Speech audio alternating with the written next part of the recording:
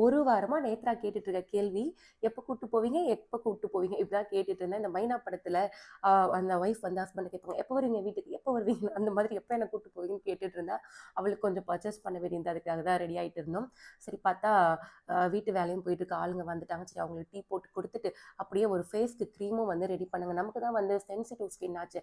வெயிலும் ஒத்துக்காது, குளிரும் ஒத்துக்காது. ஊட்டி, கொடைக்கானல்லாம் போனா அப்படியே ஸ்கின் ட்ரை ஆயிட்டு தோல் உரிய ஆரம்பிச்சுரும். வெயில் பட்டா அப்படியே கருத்து ஒரு மாதிரி ஆகிடும்.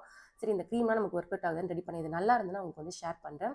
அதுக்கப்புறம் நேத்ராக்கு யூனிஃபார்ம்லாம் வாங்கலாம்னு சொல்லிட்டு ஃபஸ்ட்டு யூனிஃபார்ம் தேடி கண்டுபிடிச்சு ஒரு வழியாக வாங்கிட்டோம். அதுக்கப்புறம் நான் கொஞ்சம் திங்ஸ் வாங்க வேண்டியிருந்தேன். எனக்கும் தேவையானதெல்லாம் வாங்கிட்டு அதுக்கப்புறம் வந்து ஷூ செப்பல்ஸ்லாம் எல்லாமே வாங்கி முடிச்சுட்டு ஸ்ட்ரெயிட்டாக ஒரு ஜூஸ் கடைக்கு போயிட்டுங்க. எனக்கு வந்து ஜூஸ் கேட்டிருந்தேன். ஜூஸ் வாங்கிட்டு நேத்ரா நல்லா ஜாலியாக உட்காந்து ஐஸ்கிரீம் சாப்பிட்டு இருந்தேன். நல்லா சாப்பிட முடியாத வேடிக்கை பார்த்துட்டு அப்படியே கடகடன்னு வீட்டுக்கு வந்து போடுறா ஏசியை உட்காந்துட்டு எல்லாத்தையும் எடுத்து பார்த்துட்டு இருந்தோம். நேற்று ஃபுல்லாக மதியானம் இப்படி தாங்க போச்சு.